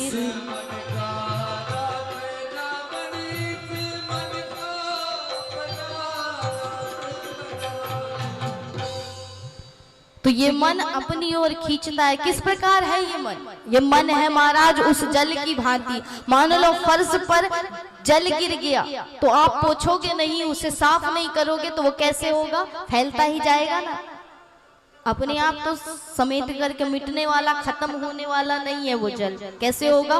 फैलता ही जाएगा, फैलता ही जाएगा जब तक उस पर पोछा नहीं मारोगे, कपड़ा नहीं मारोगे महाराज। उसी प्रकार ये मन है, ये फैलता ही रहता है। कभी पत्नी में, कभी पुत्र में, कभी धन में, कभी नौकरी में, कभी घर में, कभी परिवार में, कभी समाज में, कभी कामनाओं में, कभी लालसाओं में। ये मन सदैव फैलता रहता है, निरंतर भटकता रहता है, लेकिन इसकी कोई औषधि नहीं है जो इसे रोक ले। इसकी एक ही औषधि है, वो है सत्संग रूपी पोछा महाराज। राम नाम रूपी ये जो स्वर्ण झाड़ू है ना, यही इसे साफ कर सकती है और कोई इसे नहीं समेट सकता, सिर्फ एक हरि का।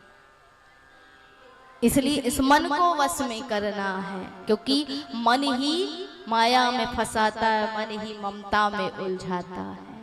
तो देवी जिसकी कथा स्वयं वेद गाते हैं वही मेरे राम है, और जिसकी कथा कुंभज ऋषि ने गाई। लेकिन देवी का भ्रम दूर नहीं हुआ, संशय दूर नहीं हुआ। तो भोलेनाथ कहते हैं कि कोई बात नहीं, जो तुम्हारे मन अति संदेहु, तो किन जाई परीक्षा लेहु। जो तुम्हारे मन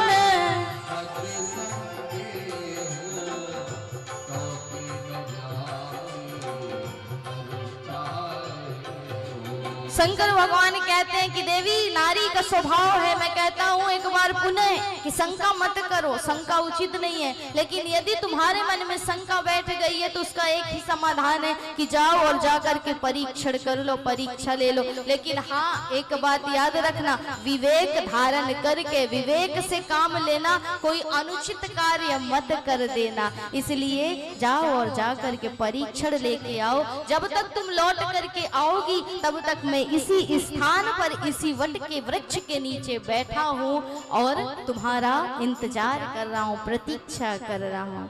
सती महारानी जा रही है परीक्षण के लिए। भोलेनाथ बैठ गए, नेत्रों को बंद कर लिया, हाथ जोड़ लिया और कहते हैं हम क्यों चिंता करें महाराज। तभी हम बारंबार कहते रहते हैं कि घर में जब कोई बार बार समझाने से ना समझे ना, तो फिर भोलेनाथ की तरह नेत्र बंद कर लो और क्या कहना है।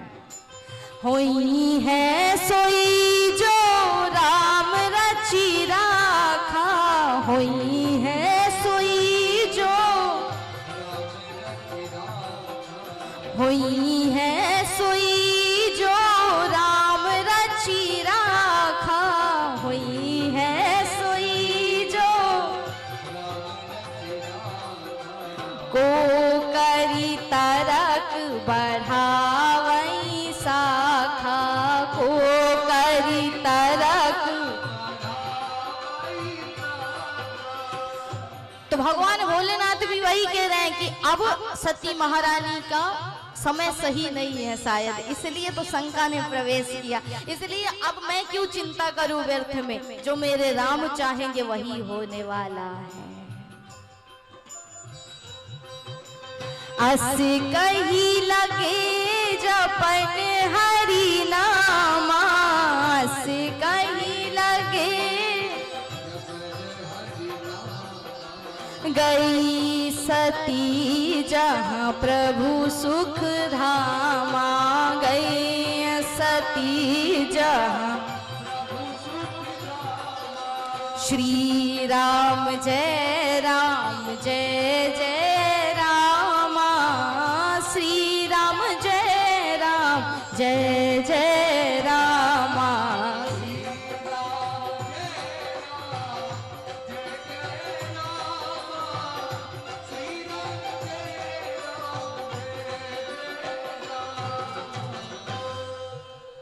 तो होना तो वही है जो प्रभु ने लिख दिया है, और प्रभु के लिखे को कोई नहीं मिटा सकता है। इसलिए भगवान का नाम जपने लगे, वहीं पर बैठ गए। उधर सती महारानी जा रही है भगवान के परीक्षण के लिए। अब सोचती है, मन में विचार कर रही है कि परीक्षण करने तो आई हूँ, लेकिन किस भांति करूं, किस प्रकार करूं। तब काफी समय के बाद विचार करने के बाद मन में भाव जगा कि ये अपनी पत्नी जानकी को खोज रहे हैं, ढूंढ रहे हैं। तो ऐसा करती हूँ कि जानकी का ही रूप नहीं है, साधारण मनुष्य, तो सीते कह कह के मेरा हाथ पकड़ लेगा और मेरे साथ चलने लगेगा। जानकी माता का रूप धारण किया और जहां से प्रभु आ रहे थे वहीं उसी मार्ग पर सती महारानी जा रही हैं। गोस्वामी जी कहते हैं सर्वप्रथम लखनलाल जी की दृष्टि पड़ी, और लखनलाल जी ने जब इनको देखा तो लखनलाल जी कहीं न सकत कछु अति गंभीरा, देख करके पहचान गए लेकिन बोले नहीं, और सोचते हैं कि क्या लीला है प्रभु की। बताओ, आज सती महारानी स्वयं जानकी माता के स्वरूप में आ रही है। हरि की यही तो लीला है ना।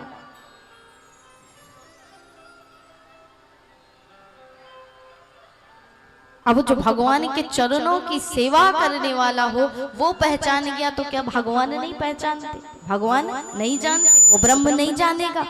लेकिन लखनलाल जी कुछ नहीं बोले, कहीं न सकत कछु अति गंभीरा, कुछ नहीं बोले हैं। क्यों? क्योंकि सोचते हैं कि भगवान नाटक कर रहे हैं, भगवान की ये लीला चल रही है। शायद इनकी लीला में कोई ऐसा पात्र भी होगा जिसमें सती महारानी का भी कैरेक्टर हो, रोल हो, इसलिए हमें बीच में बोलना नहीं चाहिए। तो लखनलाल कुछ नहीं बोले। राम जी ने देखा और देख करके मुस्कुराए और हाथों को जोड़ लिया और प्रणाम किया। अब सती महारानी को ये बात जान लेनी थी कि जब इन्होंने मुझे प्रणाम किया तो मतलब ये मुझे पहचान गए हैं। लेकिन जब मती मारी जाए ना महाराज, तो कोई बात समझ में नहीं आती, चाहे जितना समझा लो। विनाश काले विपरीत बुद्धि। तो भोलेनाथ राम जी ने प्रणाम किया सती महारानी को। अब सती महारानी नहीं समझी, लेकिन भोलेनाथ ने प्रणाम क्यों किया? क्योंकि भोलेनाथ जान गए थे कि आप कोई और नहीं, साक्षात जगत जननी जगदम्बा सती महारानी, इसलिए प्रणाम किया। तो सती महारानी को यहाँ पर समझ जाना चाहिए था, लेकिन वो नहीं समझी। राम यहाँ पर कहना ये चाहते हैं कि यहाँ पर दो मत हैं। आपको मैं जान गया कि आप सती महारानी है, मेरी माता है, मेरे पिता की धर्म पत्नी है, तो आप मेरी माता हैं, इसलिए मैं आपको प्रणाम कर रहा हूँ। यदि आप मेरी जानकी होती तो मैं आपको प्रणाम नहीं करता, आप मुझे प्रणाम करती। तो यहाँ पर सती महारानी को बात जान लेनी थी, लेकिन वो समझ नहीं पाए। दूसरे शब्दों में गोस्वामी जी कहते हैं कि राम जी कहना चाहते हैं कि माता, जब कोई परीक्षण करने आता है ना, परीक्षा लेने वाला क्या होता है?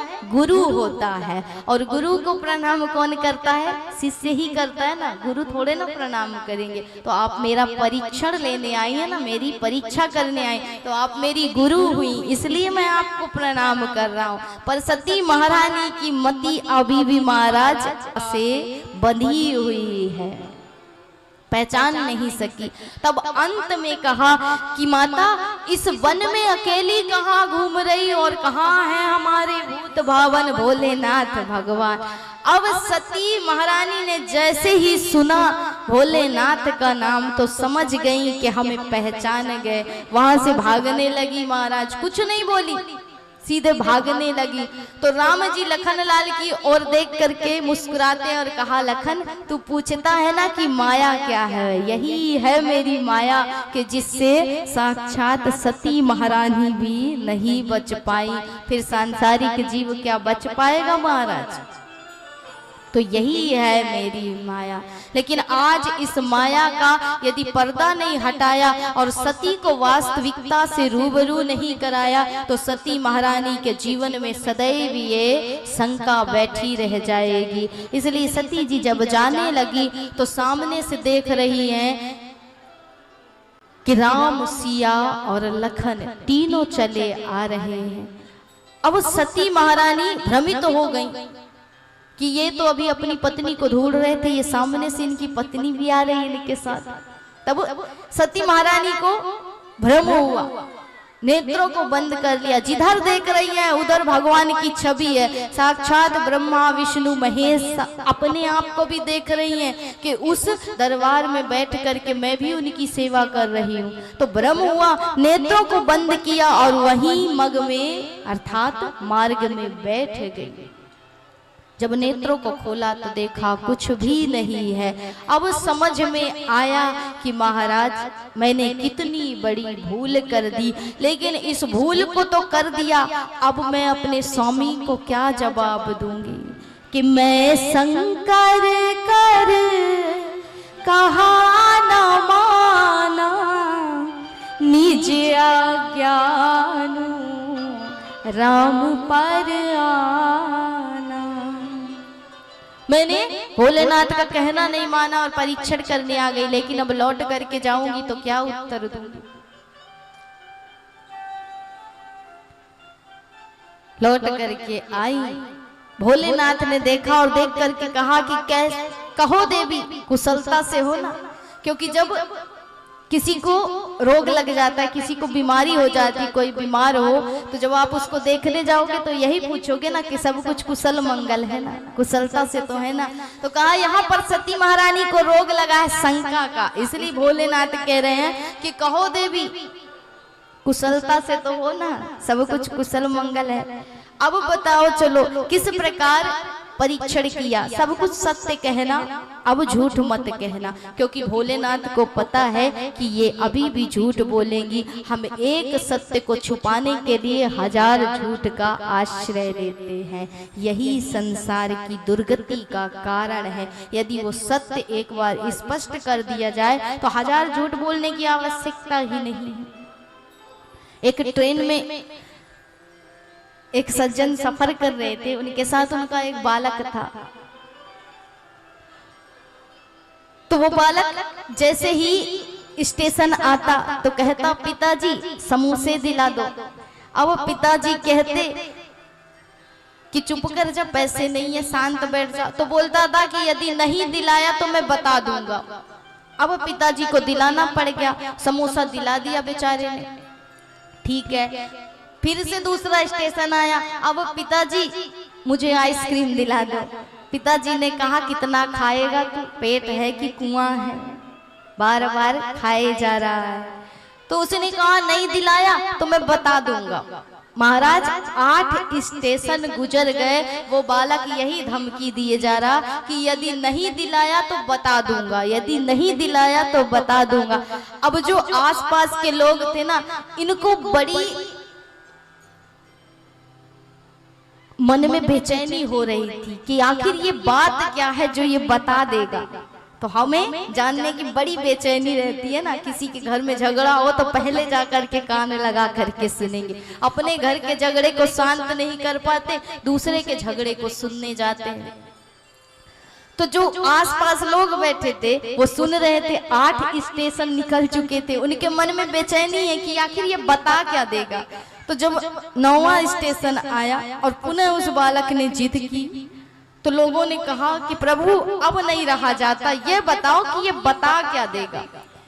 तो उन सज्जन ने कहा कि महाराज बात ऐसी है कि इस बालक की जो आयु है वो 12 वर्ष की है। अब जो 12 वर्ष का बालक हो उसकी पूरी टिकट लगती है ना ट्रेन में, लेकिन इसका जो कद काठी है वो 8 वर्ष के बालक का है। तो मैंने इसकी आधी टिकट दी है। अब ये उसी की धमकी देता है कि यदि मुझे ये वस्तु नहीं दिलाई तो टीटी को बता दूंगा कि मैं 12 वर्ष का हूँ। तो इस बात की समस्या से 50 रुपए की टिकट की जगह मेरा 1000 खर्च हो चुका, लेकिन इसका पेट भरता ही नहीं। मेरी गलती है, मैंने एक झूठ को बढ़ावा दिया और बढ़ाता गया। एक सत्य को छिपाने के लिए 1000 झूठ का आश्रय लेना पड़ता है। इसलिए जो कहना वो अब सत्य कहना। तब सती महारानी कहती है कि महाराज कछु ना परीक्षा लीन्ही गोसाई, कीन्ह प्रणाम तुम्हारी ही नाई। महाराज मैंने कोई परीक्षण लिया ही नहीं, आपने प्रणाम किया, दूर से किया, मैं तो आप ही की तरह प्रणाम करने के लिए गई थी, पास से जाकर के प्रणाम करके आई हूँ। लेकिन भोलेनाथ समझ गए कि सती महारानी झूठ कह रहे हैं, इसलिए उन्होंने नेत्रों को बंद किया, समाधि लगाई। और कहते हैं ना कि भर्तृहरि जी ने एक श्लोक लिखा था, किन्नपस्य चित्तम कृपणस्य वित्तम मनोरथम दुर्जनमानवाना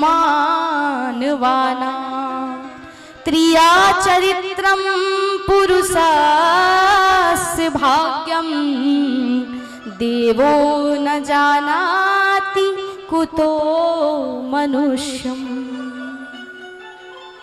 अपनी पत्नी से धोखा खाया था ना, इसलिए जाकर के श्लोक लिखा था कि राजा का चित्त, लोभी का धन, दुर्जन का मनोरथ, स्त्री का चरित्र और पुरुष का भाग्य, इसे तो वो ब्रह्म भी नहीं जानता ने लेख लिख दिया लीलार पर, उसे तो कोई नहीं मिटा सकता है। इसलिए भोलेनाथ ने समझ लिया कि अभी भी ये झूठ बोल रही है, इसलिए नेत्रों को बंद किया और जो भी घटना घटी थी वो सब कुछ देख ली और देख करके चलने की तैयारियां करने लगे। मन में सोचने लगे कि जो अब कराऊं सती सन प्रीति, मिटाई भगति पथु होई अनीति। कि सती ने स्वरूप किसका लिया? मेरी माता जानकी का। और यदि अब इन्होंने जानकी माता का देह धर लिया तो यदि इनके साथ अब मैं गृहस्थ जीवन में रहता हूँ तो मुझे मात्र संबंध का दोष लगेगा। इसलिए सती महारानी को बताया नहीं, सिर्फ मन ही मन में संकल्प कर लिया कि अब प्रभु आप ही बताओ मैं क्या करूं, इस शरीर से अब सती से मेरा भेंट नहीं हो सकता, मिलाप नहीं हो सकता। प्रतिज्ञा ली मन में। आकाशवाणी ने धन्य कहा कि धन्य है भोलेनाथ आप और धन्य है आपकी अडिग प्रतिज्ञा। सती महारानी ने सुना और कहा प्रभु आपने ऐसी कौन सी प्रतिज्ञा ली कि आकाशवाणी ने धन्य कहा। तब भोलेनाथ सोचते हैं कि यदि इनसे ऐसे कहूंगा तो इन्हें दुख लगेगा कि मैंने आपका परित्याग कर दिया है, तो इन्हें दुख लगेगा, इसलिए मेरे स्वभाव से ही ये समझ जाएंगी कि मैंने इनका अब परित्याग कर दिया है।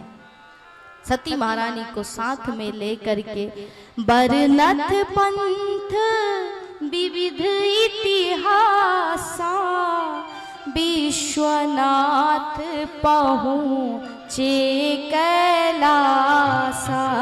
बरनथ पंथ विविध इतिहासा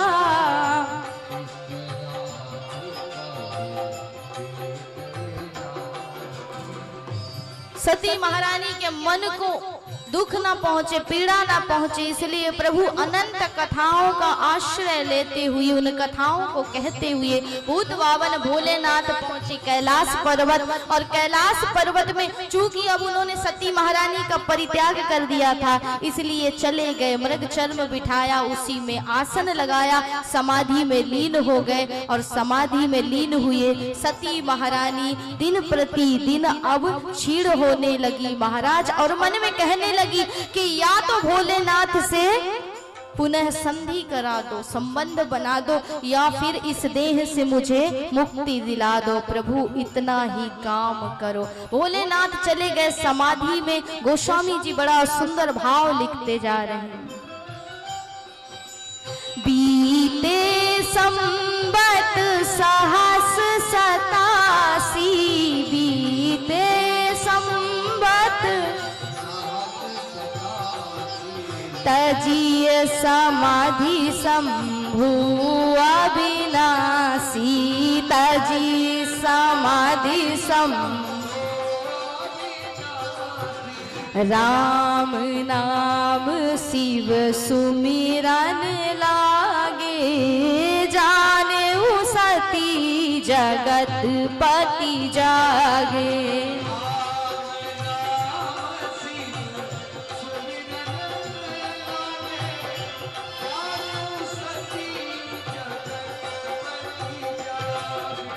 श्री राम जय जय रामा।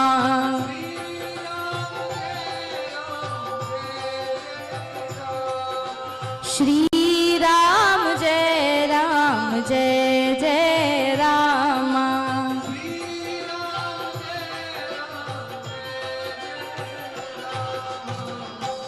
तो कई वर्षों के बाद भोलेनाथ की समाधि टूटी और समाधि टूटते ही श्री राम नाम का सुमिरन करने लगे, जप करने लगे। सती महारानी समझ गई कि प्रभु समाधि से उठ गए, इसलिए दौड़ी दौड़ी आई भोलेनाथ के सामने। भोलेनाथ ने साथ में आसन नहीं दिया, क्योंकि बताना चाहते हैं मैं अपने व्यवहार से ही बता दूंगा कि मैंने इनका परित्याग कर दिया है। तो बगल में आसन की अधिकारिणी वही है जो पत्नी हो, जिसने दिया और कहा बैठिए देवी।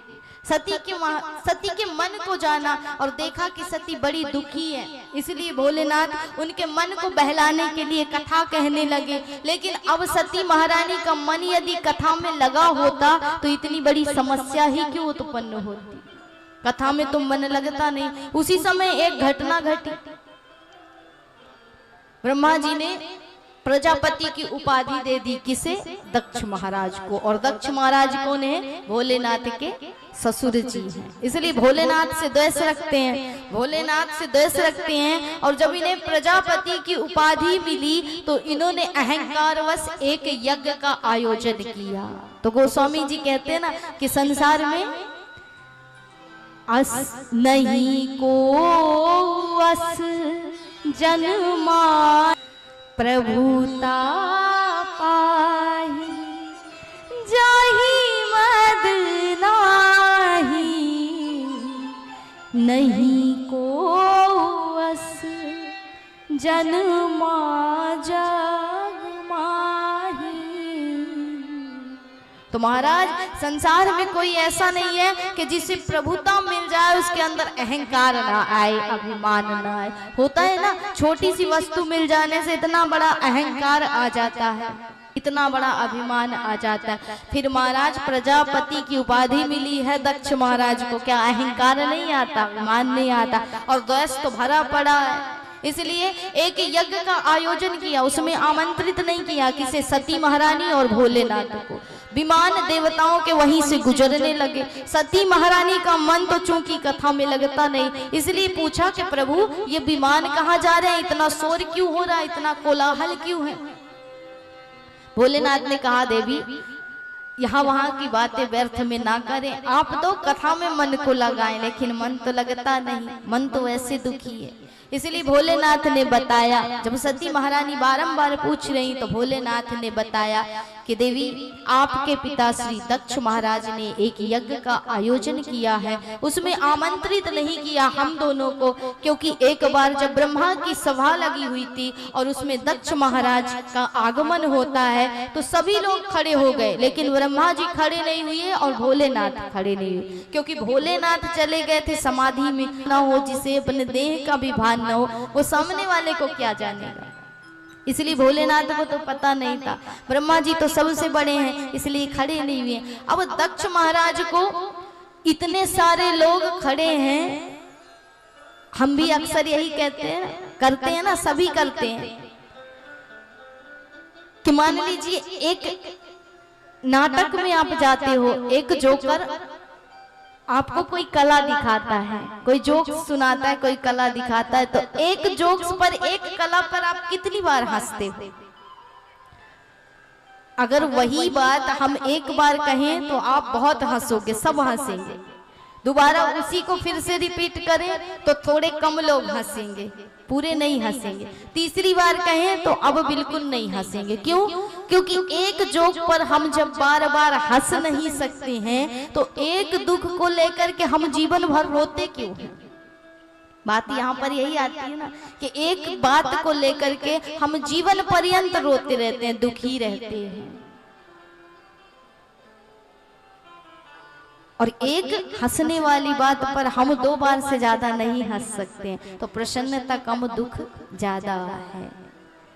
तो यहाँ पर यही स्थिति है कि दक्ष महाराज ने खड़े होने वालों की संख्या नहीं देखी, कि यहाँ पर 99 लोग यदि खड़े हुए हैं तो एक नहीं खड़ा हुआ, तो उस पर दृष्टि डालनी जरूरी थी या जो खड़े थे उन पर दृष्टि डालनी जरूरी थी।